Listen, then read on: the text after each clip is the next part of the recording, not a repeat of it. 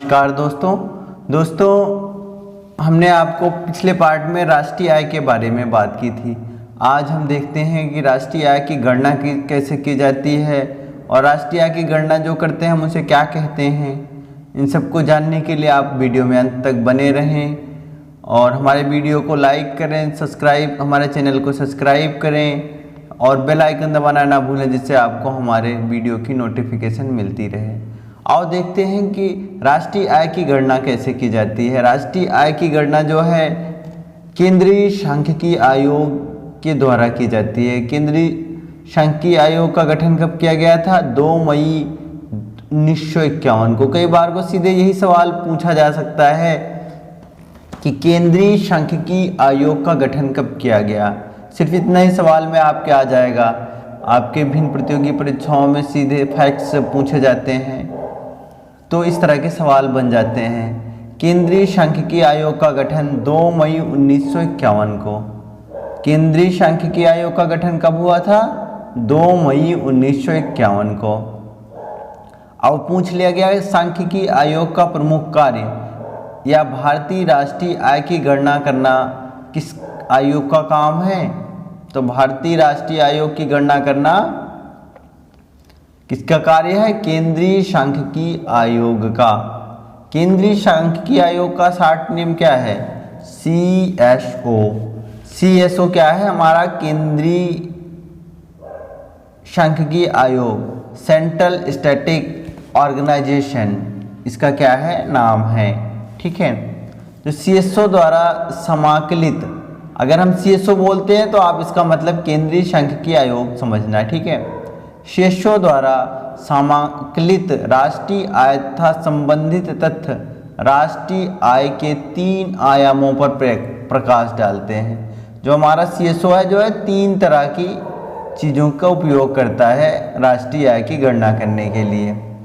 राष्ट्रीय आय की गणना के लिए 3 फैक्ट्स का यूज करता है। कौन कौन सा? नंबर 1 देशी उत्पाद, नंबर 2 कारक आय के रूप में इसका वितरण और अंतिम उपभोग एवं पूंजी निर्माण में इसका उपयोग। ये 3 फैक्ट पे हमारा क्या करता है? केंद्रीय सांख्यिकी आयोग प्रकाश डालता है। ठीक है, आगे देखते हैं।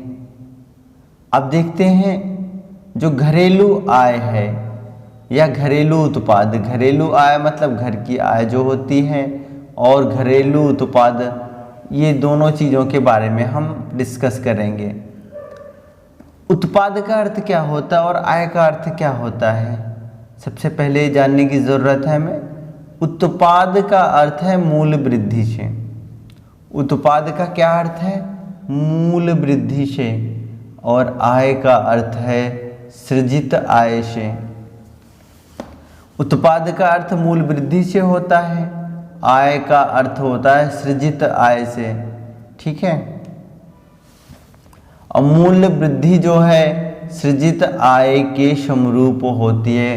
कई बार आपको पूछ लिया गया सवाल में, मूल्य वृद्धि सृजित आय के समरूप होती है या मूल्य वृद्धि सृजित आय से भिन्न होती है? तो आप हमेशा याद रखना, जो मूल्य वृद्धि है सृजित आय के समरूप होती है। इसका आप सीधा सा उदाहरण देखिए कि अगर मूल्य वृद्धि कोई कब करेगा? मूल्य वृद्धि कब करता है? जब उसकी अपने जो कारक आय है जिसे हम रेंट बोलते हैं, वेजेज बोलते हैं, इन सब में अगर उसकी बढ़ोतरी हो गया तो वो किसी भी चीज़ की मूल्य वृद्धि करेगा। ठीक है, आगे देखते हैं। अब हम ये देखते हैं हमारे देश में उत्पाद क्षेत्र, अभी हमने पढ़ा था क्या पीछे? उत्पाद क्षेत्र। उत्पाद क्षेत्र कितने होते हैं? उत्पाद क्षेत्र हमारे 3 हैं। 3 कौन कौन से? एक प्राइमरी सेक्टर, एक सेकेंडरी सेक्टर, एक टर्शियरी सेक्टर। प्राइमरी सेक्टर में वो चीज़ें आती हैं जो हम सीधा रॉ मटेरियल के यूज में करते हैं। रॉ मटेरियल जैसे कि हम गेहूं को ले लेते हैं। गेहूं हमें सीधे खेतों से प्राप्त होता है। ठीक है, लेकिन गेहूं को सीधे हम खा नहीं सकते हैं।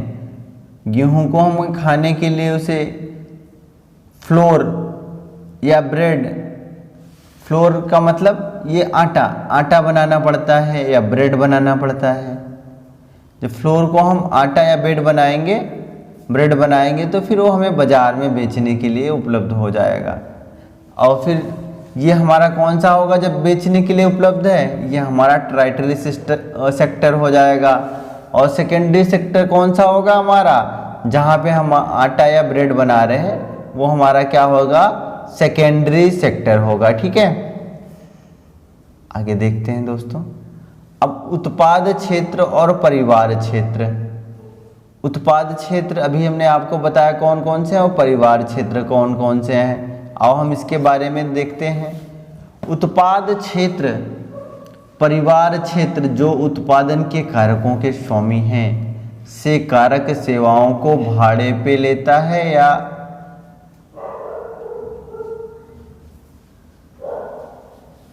खरीदता है। उत्पाद क्षेत्र में मतलब जैसे कोई भी कंपनी है, अगर वो अपनी उसकी स्वयं की है तो उत्पाद क्षेत्र की है, लेकिन अगर वही वो किराए या भाड़े पे लेती है उनकी सेवाओं को तो फिर वो क्या कहलाती है, परिवार क्षेत्र कहलाती है। ठीक है, उत्पादक क्षेत्र वस्तुओं की सेवाओं का उत्पादन करता है और इसे बेचकर आय प्राप्त करता है।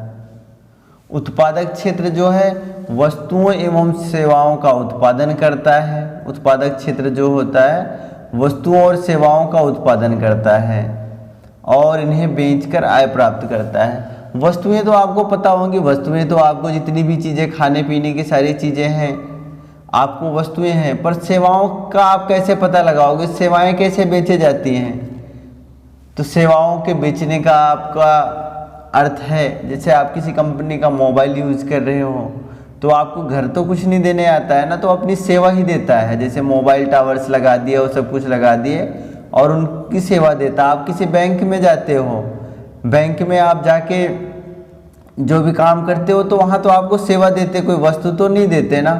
तो इस तरह के क्या है, वो सेवा क्षेत्र हैं हमारे माने जाते हैं। ठीक है, और आय प्राप्तियां बाजार में उत्पादन के मूल्य के बराबर होती हैं। जो आय की प्राप्ति होती कहाँ है, बाजार मूल्य के उत्पादन के बराबर होती है। ठीक है, आगे देखते हैं दोस्तों। अब ये देखो, जो हमारा माइक्रो इकोनॉमी है ये बहुत ही सुंदर इकोनॉमी है। केवल इतने से ही आपको इकोनॉमी का बेस समझ में आ सकता है। जैसे हमारा ये देखो,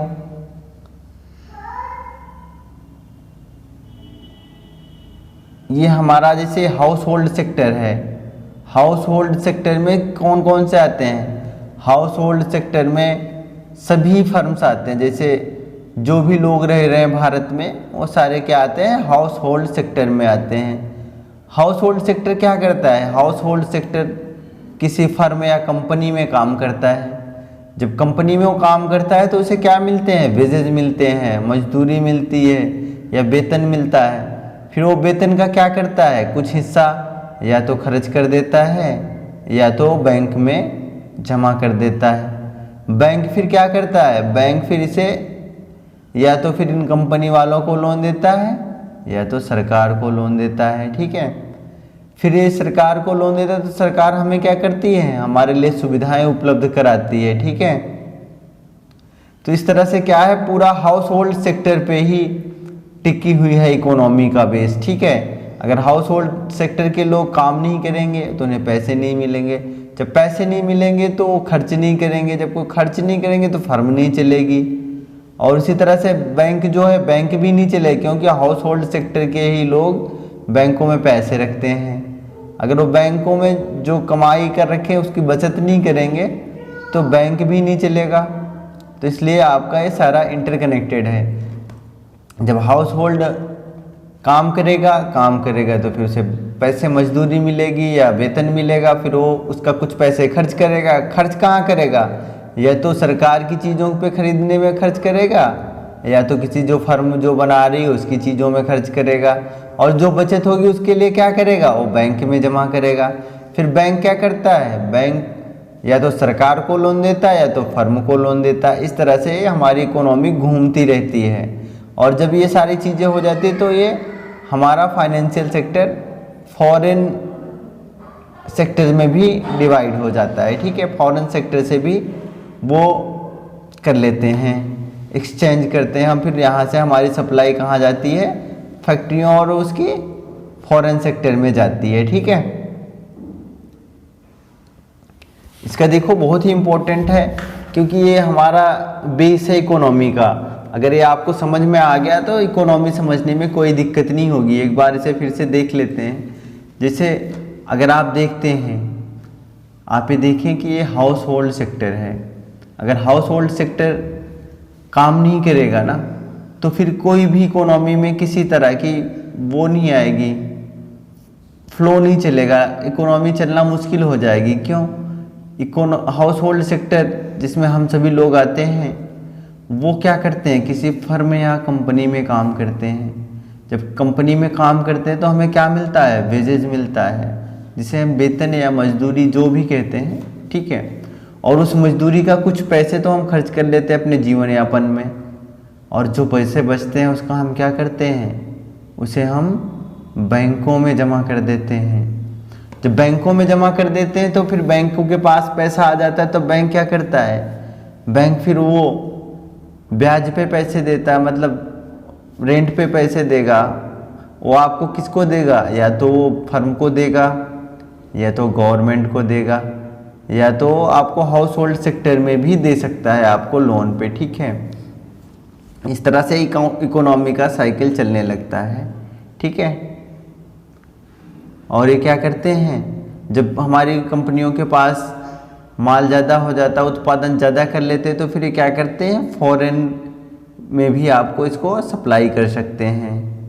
और हाउस होल्ड सेक्टर का एक काम है, कभी फॉरेन में कोई काम करने जाता है वो भी हमारे ही हाउस होल्ड सेक्टर पे ही भेजता है जो भी पैसे होते हैं। ठीक है, आगे देखते हैं। अब मूल्य वृद्धि के लिए मैंने आपको बताया था, पहले भी बताया था, मूल्य वृद्धि के क्या कारक हैं। मूल्य वृद्धि के कारक होते हैं भूमि, श्रम, पूंजी और उद्यम वृद्धि के सामूहिक प्रयासों के कारण होती है। अगर जैसे जितना महंगा श्रम होगा उतनी ही मूल्य वृद्धि होगी, जितनी भूमि का रेंट महंगा होगा उतना ही आपका मूल्य वृद्धि होगी। और कोई भी कार्य करने में जितनी भी आप पूंजी इन्वेस्ट करोगे उसी हिसाब से आप प्रॉफिट के लिए मूल्य वृद्धि आप वो करोगे। ठीक है,